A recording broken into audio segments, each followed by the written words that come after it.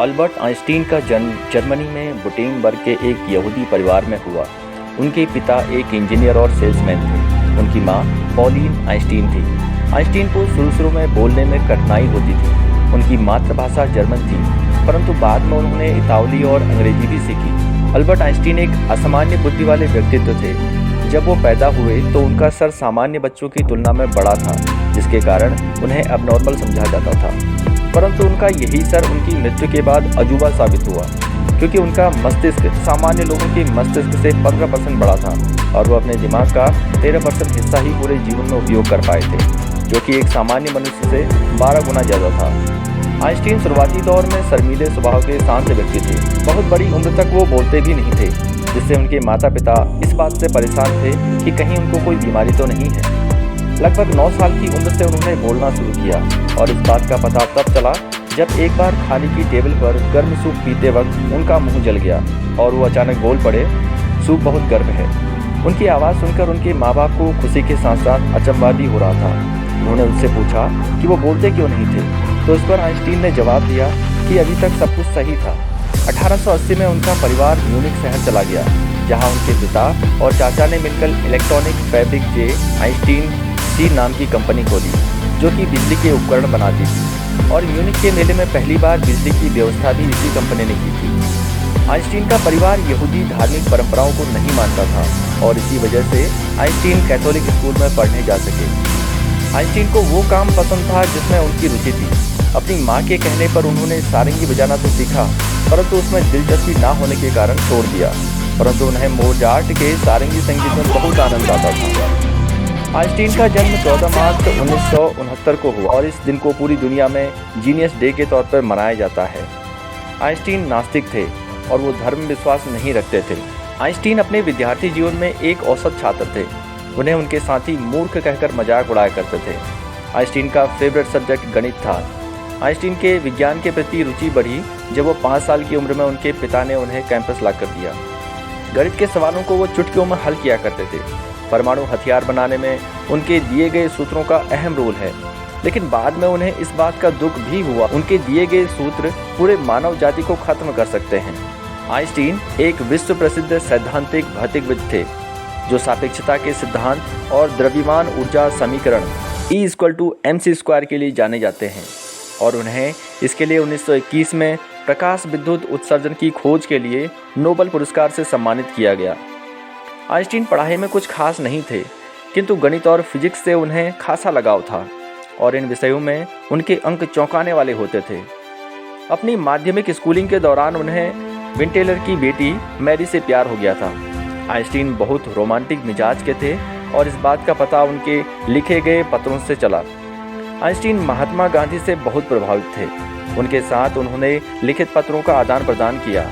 उन्होंने गांधी को आने वाली पीढ़ियों के लिए एक रोल मॉडल के रूप में व्याख्या। आइंस्टीन अंधविश्वास और पुनर्जन्म जैसी बीमारियों से परे थे। आइंस्टीन का मानना था कि जो जीवन उन्हें मिला है वह जीने के लिए पर्याप्त है। अपने पूरे जीवन काल में आइंस्टीन ने सैकड़ों किताबों और लेख प्रकाशित किए। उन्होंने 300 से अधिक वैज्ञानिक और 150 गैर वैज्ञानिक शोध पत्र प्रकाशित किए। आइंस्टीन के प्रारंभिक लेखन में कई गलतियां होती थी, जिसके कारण उनके प्रकाशन में लगभग 10 वर्षों की देरी हो चुकी थी। सोचिए, वो व्यक्ति कितना महान होगा जिसकी त्रुटियों को सुधारने में एक लंबा समय लगे। वो खुद के काम के साथ साथ अन्य वैज्ञानिकों की भी मदद किया करते थे। आइंस्टीन को किताबी ज्ञान में कम रुचि थी। उनको आविष्कार में ज़्यादा मजा आता था। उनका कहना था, मैं उस चीज़ को याद करने में दिमाग खर्च क्यों करूं जो किताबों में आसानी से मिल जाता है। आइंस्टीन अपने अजीब और फनी बर्ताव के कारण काफ़ी चर्चा में रहते थे। वो अक्सर नाम, तारीख और फ़ोन नंबर भूल जाया करते थे। एक बार कॉलेज एग्जाम में वो विज्ञान और गणित छोड़कर सारे विषयों में फेल हो गए थे, जिस कारण उनको स्कूल से निकाल दिया गया। आइंस्टीन विद्यार्थी जीवन में बहुत स्लो लर्नर थे और धीमे और बहुत कम बोलते थे। आइंस्टीन अपने स्पीच के लिए $1000 और ऑटोग्राफ के लिए $5 लेते थे, परंतु ये सारा पैसा वो खुद ना रखकर गरीबों में दान कर देते थे। अपने जीवन काल में उन्होंने कभी भी शेविंग क्रीम का उपयोग नहीं किया और वो बहुत कम मोजे पहनते थे। कभी कभी तो वह एक पैर का मोजा पहनकर ही चले जाया करते। इजराइल की राष्ट्रपति पद की पेशकश को उन्होंने बड़ी विनम्रतापूर्वक अस्वीकार कर दिया। आइंस्टीन की आंखें एनवाईसी में एक सुरक्षित बॉक्स में रखी रहती हैं। गैलीलियो उनके पसंदीदा वैज्ञानिकों में से एक थे। आइंस्टीन को कभी पैसों का लालच नहीं था। यहाँ तक कि इतने महान व्यक्ति होने के बावजूद उनके पास अपनी खुद की एक कार तक नहीं थी और ना ही उन्होंने इस बात की कभी ज़रूरत समझी कि कार कैसे चलाते हैं। आइंस्टीन ने अलगाव की निंदा करते हुए इसे गोरे लोगों की बीमारी कहा। एक बार आइंस्टीन के गणित के प्रोफेसर ने उन्हें पढ़ाई में कमज़ोर होने के कारण लेजी डॉग तक कह दिया, परंतु आइंस्टीन को अपने प्रति होने वाली निंदाओं का बिल्कुल भी बुरा नहीं लगता था। अपनी मौत के कुछ समय पहले आइंस्टीन अभी भी अपनी थ्योरी ऑफ एवरीथिंग को साबित करने के प्रयास में लगे थे। आइंस्टीन को सोना बहुत अच्छा लगता था और इसी वजह से वह रोज़ाना कम से कम 10 घंटे सोते थे। उनका मानना था किसी काम को फोकस करने के लिए शरीर की ज़रूरतों का पूरा होना जरूरी है। आइंस्टीन ने प्रसिद्ध रूप से कहा कि यदि मधुमक्खी ग्लोब की सतह से गायब हो जाती है तो मनुष्य को जीवित रहने के लिए केवल 1 वर्ष का समय होगा।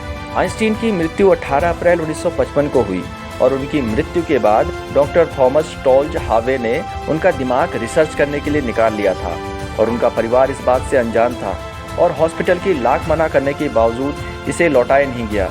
और 20 सालों के बाद आइंस्टीन के बेटे हैंस अल्बर्ट की अनुमति के बाद उन्होंने सुरक्षित रूप से रखे दिमाग का अध्ययन करना शुरू किया और उनके दिमाग के 200 टुकड़े करके उसे अलग अलग वैज्ञानिकों को भेज दिया।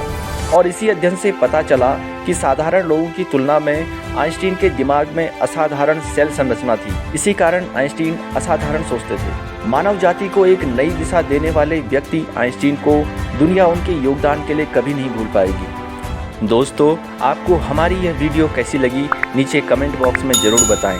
ऐसी ही वीडियो पाने के लिए हमारे चैनल को सब्सक्राइब करना ना भूलें। धन्यवाद।